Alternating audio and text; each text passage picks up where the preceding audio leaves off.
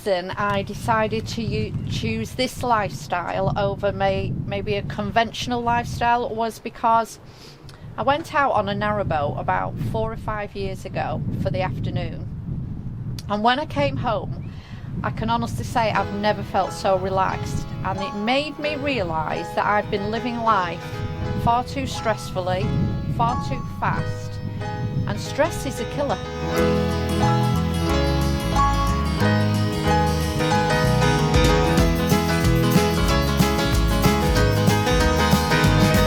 There's a road I'd like to tell you about, lives in my hometown.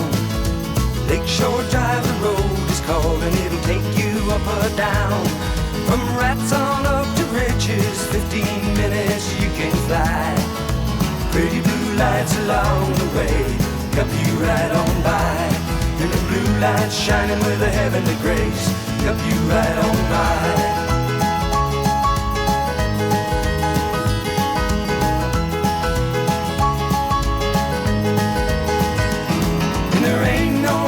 Like it anywhere I found. We're running south on Lakeshore Drive, getting into town. Just slipping on by on LSD. Before I bought my first boat, I knew absolutely nothing about living on a narrowboat, so it was a little bit of a baptism of fire, but nothing that I didn't love learning about. But yeah, no, I came into this completely green. Didn't know anything about living on a narrowboat. Really, the only adjustments I can remember are quite funny ones, actually. So, getting your sea legs, so the boat is constantly moving. So when you're in a house, obviously nothing moves. So going to bed at night and feeling the boat sway very gently took a bit of adjusting, but it was a lovely feeling. It was almost like being rocked to sleep. And I think the other thing is adjusting to people on land don't think twice about turning a tap on, switching a light on, putting the TV on. I've got to be very conscious of what electricity I'm using, what water I'm using, and what fuel I'm using. So you become very mindful not to waste any of those things. There's various reasons people want to buy narrowboats. I think a lot are attracted to the quieter, calmer way of life. Some people's always fancied it as a retirement plan. A lot of people just enjoy it for weekends away. I've found over the last couple of years buying and selling boats is that the market seems to have shifted more to residential. It seems to offer a cheaper, more relaxed sort of way of life away from the rat race. Negatives about living on a narrowboat. In the winter, you're never clean because you are forever lugging coal about, or filling coal buckets, or having a coal delivery. So everything is always covered in coal dust. Don't get anything white because it won't stay white. Other negatives. That's about it. It can be a little bit cold in the winter for 10 minutes till you get the fire going. Then it's hotter than Hawaii.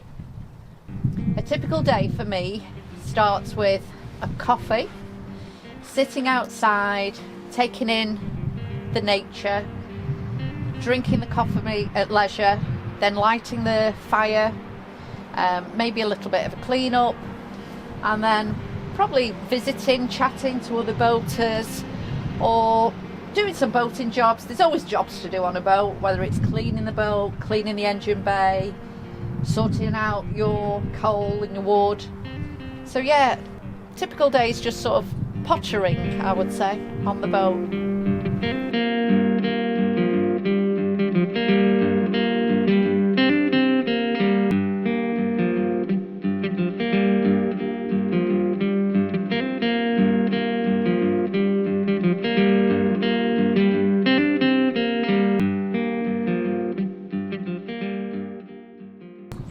There is no typical age group for buying boats these days. Years ago it was probably people approaching retirement.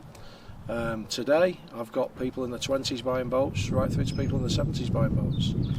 I did have the opportunity to take my boat down to London a couple of years ago, so I took 2 months off, cruised with a friend, went all the way down to London, which took about 3.5 weeks. So the most memorable moment I've got on the boat is when my inexperience nearly caused a crisis. So I was taking my elderly parents, who are both not as agile on their feet as they used to be, for a little sail down the canal, and then decided I was going to moor up outside a lovely little pub and we were going to go and have lunch. I'd remembered all my checks. I'd got my centre line to the back of the boat. I moored up nice and close to the towpath, hopped off the boat with the rope in hand, and realised I'd not taken the boat out of gear. So she continued to sail without me down the canal, with my elderly parents sitting in the lounge unaware of the looming crisis. So, and then luckily the woman that can only be, was sent from heaven, this woman appeared on the towpath. I won't say what she shouted, but it was an expletive, and said, "Do you need help?" And I said yes, as the boat was dragging me down the towpath. She managed to grab the rope, and with all her strength, she managed to pull it close enough for me to do a commando roll back onto the boat, knock it out of gear, and save the day. Thankfully, both my parents were completely unaware that they were nearly in Preston without a skipper. Adventure I would like to do is to get onto the network. So the Lancaster Canal, which is where we're based, is cut off from the rest of the network, and the only way to get on the rest of the canal network is across the River Ribble. So it's not the easiest thing to do. I have done it once before. It's quite treacherous and it's quite scary, and it takes the best part of 12 hours, but it's doable. So next year, that's what I'm going to do. I'm going to cross the River Ribble. I'm going to get onto the network, and I'm just going to see where the days take me. No plan, just go. Years ago, and I had quite a high pressure job and things weren't going too well. I was very stressed, I was very anxious, and I suffered quite a lot from depression and anxiety through probably 20s, 30s, 40s. And that's all gone. That's all gone now, because I don't ever want to live my life like I did. I don't ever want to feel anxious. I don't ever want to feel depressed again. And since I've had this lifestyle, all of that's completely gone. So yeah, that's the reason I'm holding on to it. So some of the basic checks I would do before I sailed would be, I would always check my engine bay, check there was no water had come in through raining, etc., to make sure that was nice and dry. I would check all my ropes were in order, make sure they're not frayed or liable to snap. I would then check that I'd unplugged the electric, because nobody wants to sail away still connected to the mains. I would check I've got my tillers correctly adjusted. I would also check I had mooring pins in case I had to stop. I would bring my centre line rope from the centre of the boat to the back of the boat, so that if I do need to stop, I can easily get off the boat and hold the boat by its centre line. And that's about it. Check everything's clear, there's no trips or hazards, and then set sail.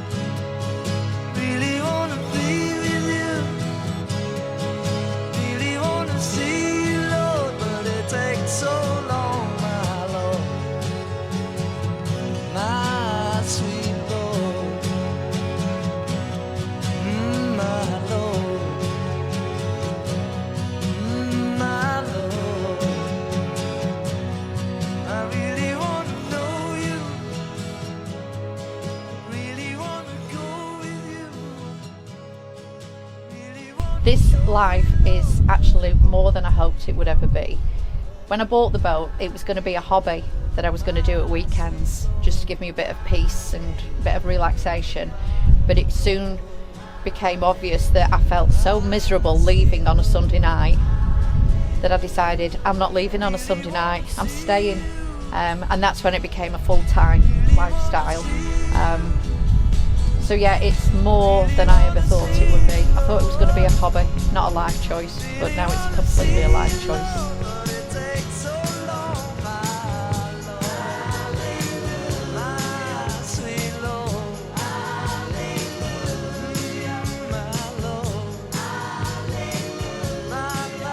Peace is very important, so I decided to go and grab mine.